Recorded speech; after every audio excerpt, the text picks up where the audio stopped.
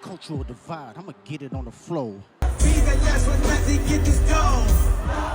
Everybody else basic, you live life on an everyday basis. What happens when a quiet kid from Compton becomes the first rapper ever to win a Pulitzer Prize, then goes head-to-head in court with one of the biggest artists on the planet and actually wins? Born on June 17, 1987, Kendrick Lamar Duckworth wasn't supposed to make it out of the chaos. He grew up watching gang violence unfold right outside his door, trapped in one of America's toughest cities.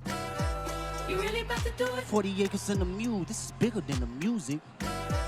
You really about to do it? Yeah. But somehow that same kid turned into one of the most respected lyricists alive. Before we get into that wild Drake lawsuit that flipped the industry upside down in 2024, that Super Bowl show that pulled in over 135 million viewers. They tried to rig the game, but you can't fake influence.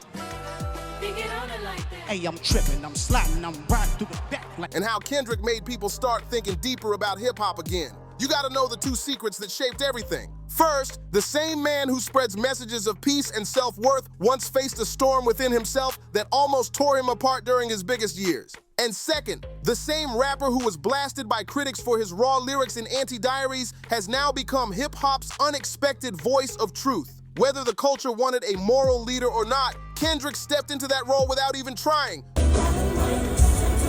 Everybody, I say June 17th, 1987. Compton, California, a city where staying alive was an achievement. The sound of sirens and gunshots, that was the neighborhood's background music. Kids his age had two paths, join a crew or end up as another number. His parents had escaped Chicago's South Side looking for peace, but they landed in another battlefield. Still, they carried something powerful: hope, discipline, and the belief that education and creativity could open a way out. Kendrick wasn't the loud kid on the block. He was the one watching, listening, collecting stories. While other kids ran the streets, he was inside soaking in the madness and beauty around him.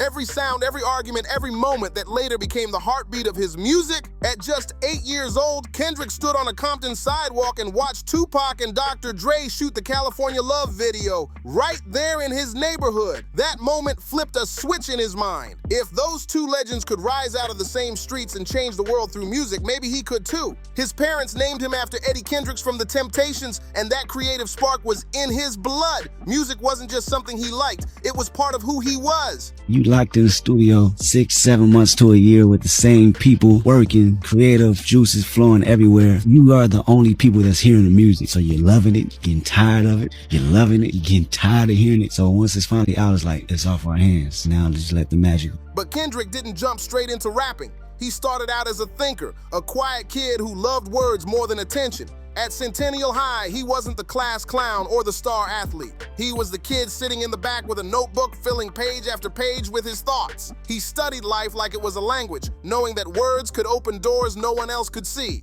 By 16, he dropped his first mixtape under the name K.Dot, youngest head in charge. Every second, every minute, man, I swear that she can get it.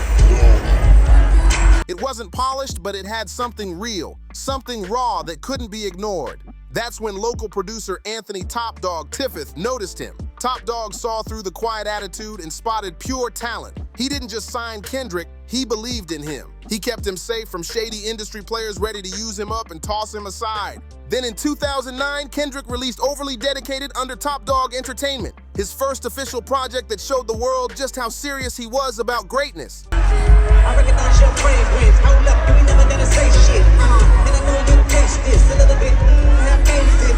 The critics were paying attention. The West Coast hip-hop scene was buzzing, but the rest of the world, they still had no clue who Kendrick Lamar really was. To most people, he was still K.Dot, the underground kid that only true hip-hop fans talked about in forums and barbershops. Then came 2011, the year everything changed. Section.80 dropped and it hit like a lightning bolt. This wasn't just another rap album, it was a statement. It was social commentary, therapy for a generation, and street journalism disguised as poetry. Tracks like ADHD and Rigor Mortis proved Kendrick had wordplay sharper than a blade.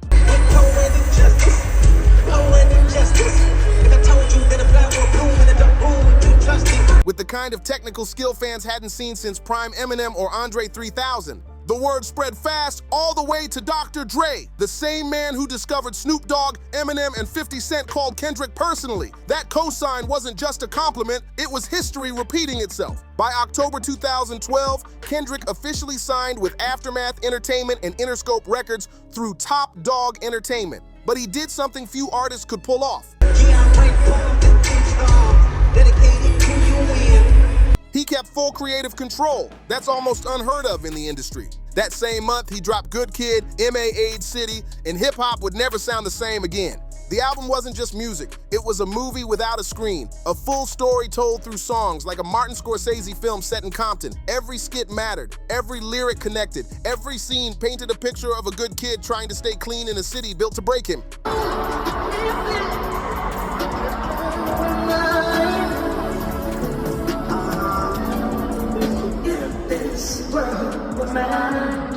Swimming pools blew up the charts, a club hit that secretly warned about the dangers of drinking. Poetic Justice with Drake proved he could drop radio hits without selling out his soul. The Art of Peer Pressure captured how fast good kids can fall into bad choices, and Sing About Me, I'm Dying of Thirst hit deep. How you feel?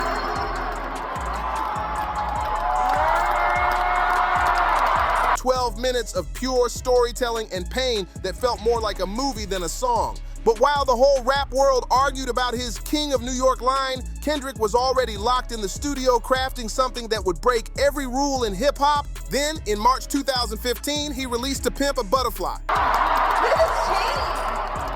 A project so bold, so jazzy, and so politically charged that it left people stunned. Some didn't get it, others called it genius, but one thing was certain, no one could ever ignore Kendrick Lamar again. To Pimp a Butterfly wasn't just an album, it was a revolution. Make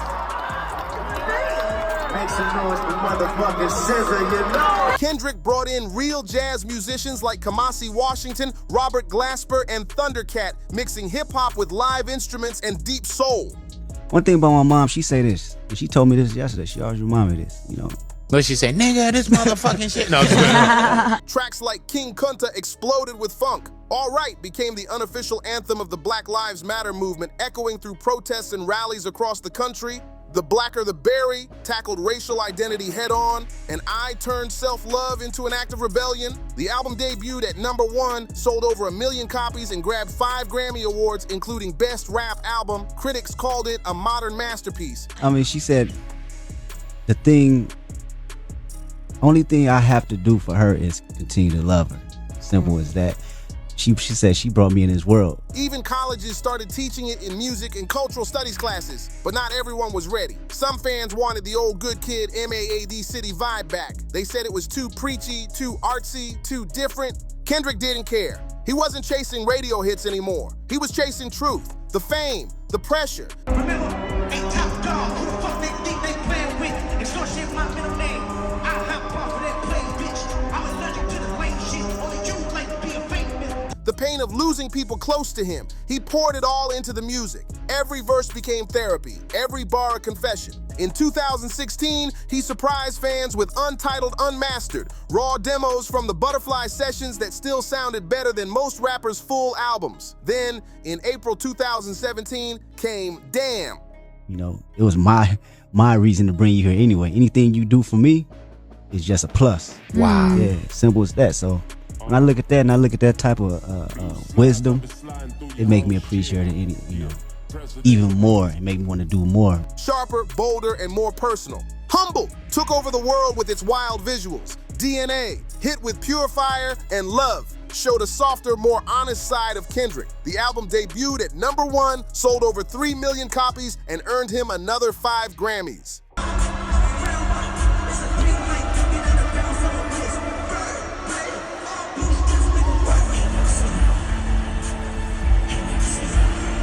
But the biggest shock came in 2018. Kendrick Lamar became the first rapper ever to win the Pulitzer Prize for music. A kid from Compton had made history. When Kendrick Lamar won the Pulitzer Prize, the world froze. An award usually given to classical symphonies and operas was suddenly handed to a rapper from Compton. The judges praised Damn for its real language and rhythmic power that captured what modern black life in America truly feels like.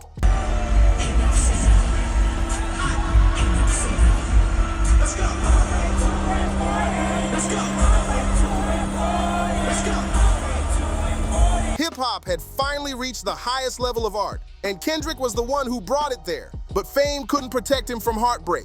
His close friend Mac Miller passed away in 2018, and just months later, Nipsey Hussle, another West Coast icon, was killed. The grief hit hard, but Kendrick pushed forward. After 5 years of silence, in May 2022, he returned with Mr. Morale and the Big Steppers.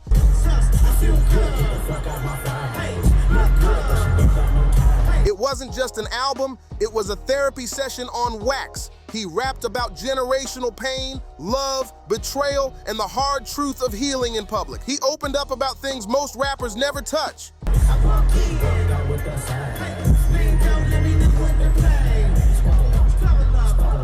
But one song, Auntie Diaries, shook the internet. Kendrick told the story of his trans relatives using raw language to show his past ignorance and growth. Some listeners felt it was honest and brave, while others said the wording was still harmful.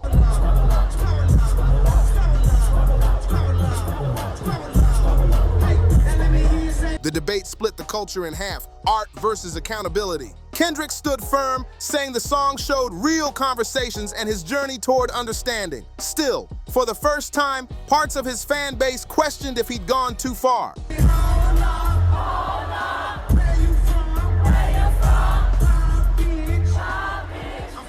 Then came 2024 and everything blew up. The quiet tension between Kendrick Lamar and Drake, years of sneaky lines and coded interviews, finally exploded when J. Cole dropped 7-Minute Drill, taking aim at Kendrick and kicking off one of hip-hop's wildest feuds ever.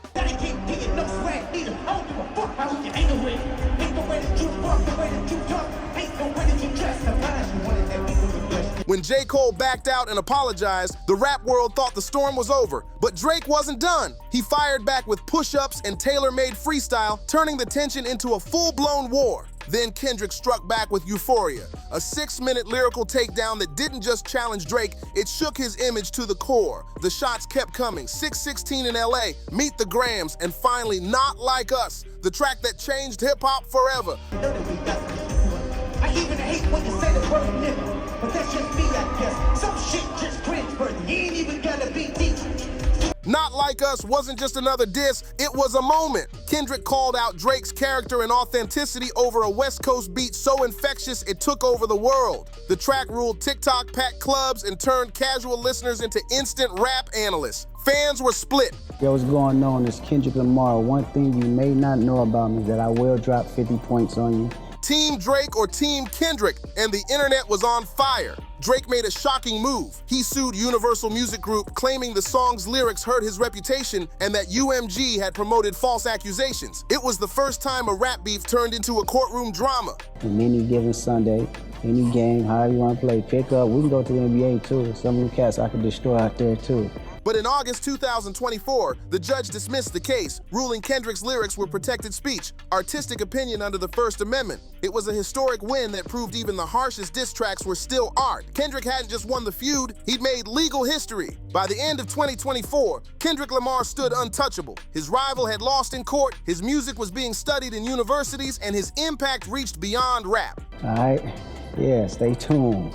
Coming soon, maybe next couple albums. I may retire from rap or something like that. So when the NFL called asking him to headline Super Bowl LAX in New Orleans, there was no hesitation. On February 9th, 2025, under the lights of the Superdome, Kendrick performed for 80,000 in the crowd and 135 million watching worldwide, a show instantly hailed as one of the greatest halftime performances ever. I want to get y'all take on how y'all feel about my generation today and where we head as far as music. I like a few.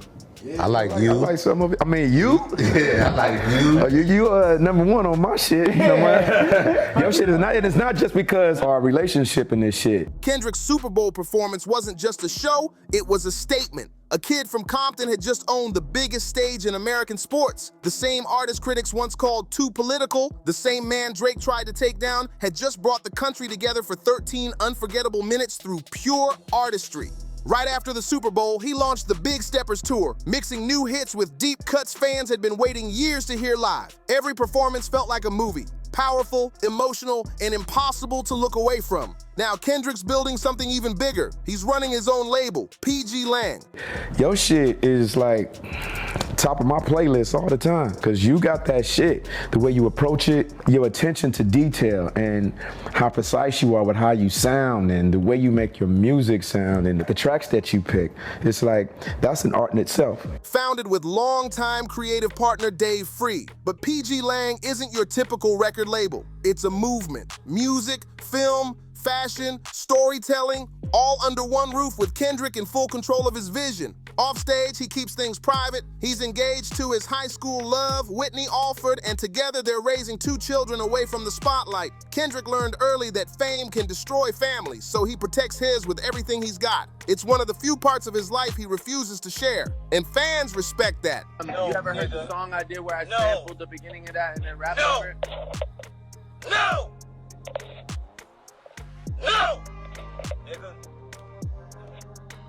As of 2025, Kendrick's net worth sits around $140 million. That's less than Drake's $250 million or Jay-Z's empire, but every dollar he earned came from staying true to himself. No gimmicks, no shortcuts. With 17 Grammys, a Pulitzer Prize, and countless other awards, Kendrick Lamar didn't just win trophies, he reshaped what rap could be. Before him, mainstream hip-hop was either party anthems or street tales. Kendrick proved you could talk about pain, race, and real life and still rule the charts. He turned honesty into power and changed music forever.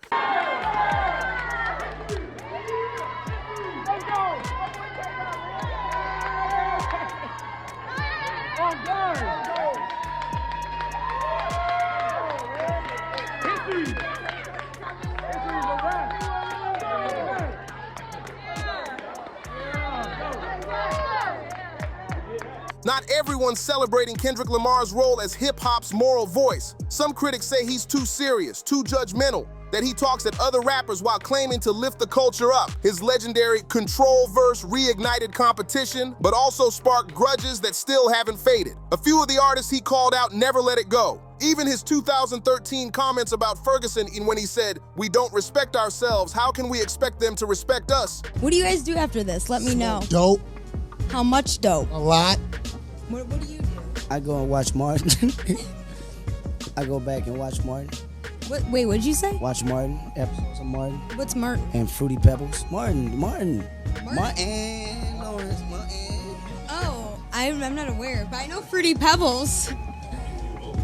Oh shit! Drew backlash from activists who felt he was blaming his own community instead of calling out the system, but Kendrick's answer has always been the same. The music speaks for itself. Everything he challenges the world on, he's wrestling with personally. When he talks about respect, he's holding himself accountable. When he mentions mental health, he's in therapy working through his own pain. When he calls out greed, he's reminding himself not to fall for the same trap. He's never claimed perfection. That's what makes him real. While others preach from a pedestal, Kendrick raps from the dirt, admitting every flaw and lesson he's learned. His bond with Top Dawg Entertainment remains solid, even as he runs PG Lang with full creative control. He still works with his Day One crew, Soundwave, Thundercat, and others who've been there since the K-Dot mixtape days. He still goes back to Compton, mentoring new talent and giving back without cameras following him. Right now, he's rumored to be cooking up a joint album with Baby Keem, his cousin and protege. There's also quiet talk of a PG Lang film project, and insiders whisper that he and Dr. Dre are working on something massive. As for new music,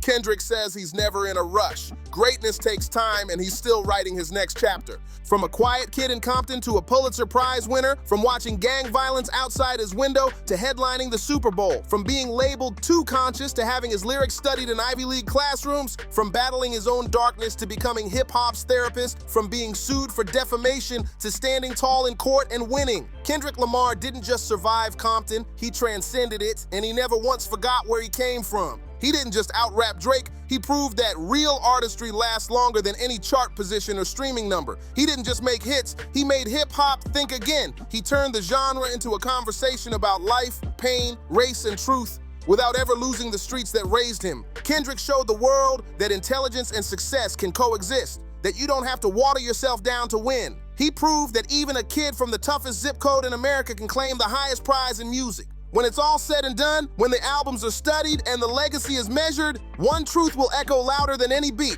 Kendrick Lamar made hip-hop grow up. He challenged it, reshaped it, and refused to let it settle for less. Whether you loved him or criticized him, you couldn't ignore him. And that lawsuit that tried to silence him, it only confirmed what everyone already knew. You can't sue greatness into silence. Thanks for watching. If you enjoyed this deep dive into Kendrick Lamar's story, make sure to like, share, and subscribe to the channel, and I'll catch you in the next one.